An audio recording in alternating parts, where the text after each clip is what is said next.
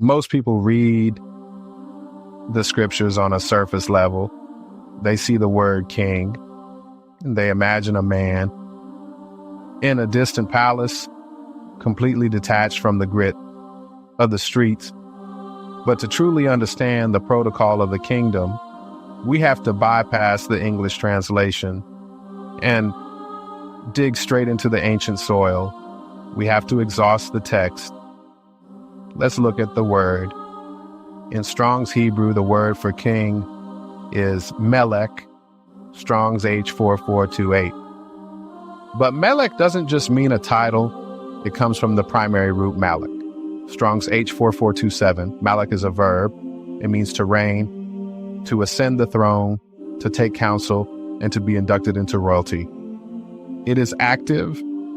It is aggressive implementation. So when we say the king is in the field, we are not talking about a passive monarch taking a stroll.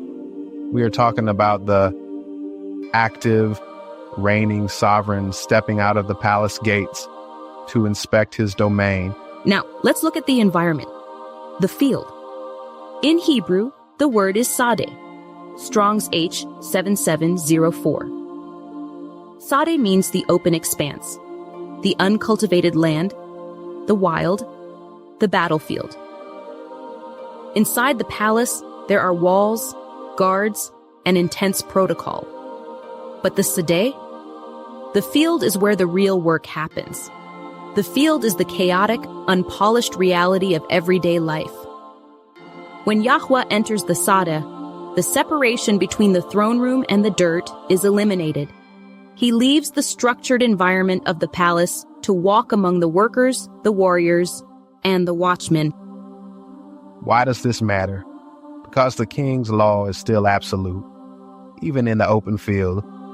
Listen to the contemporary English version, Ezra chapter 7, verse 26. The decree is clear. Anyone who refuses to obey the laws of your God or of the king will be punished. They will be put to death, banished, have their property taken away, or be put in prison. The consequences don't vanish just because the king made himself accessible.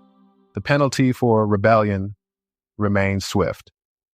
The field is a place of absolute mercy for those who seek his face, but it is a place of immediate judgment for those who reject his law.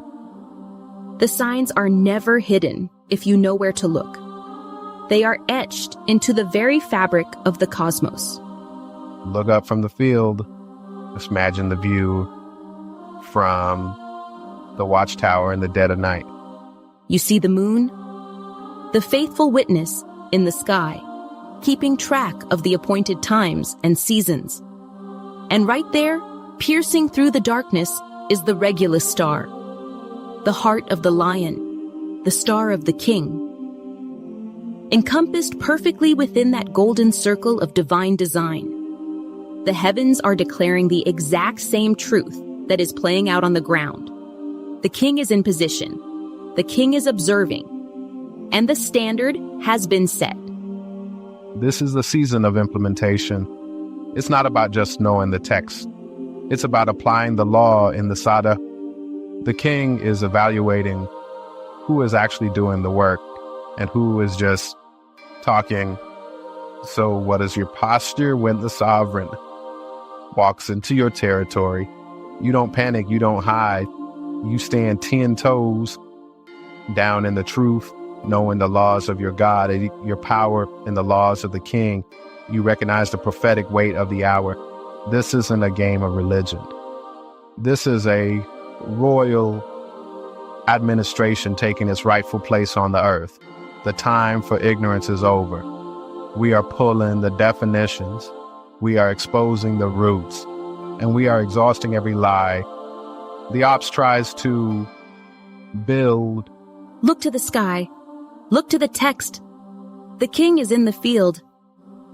Always be observant to the ways of Yahweh. The truth is up, and it is stuck. Shout out Top Gang. Keep y'all feet on these heathens' nexus.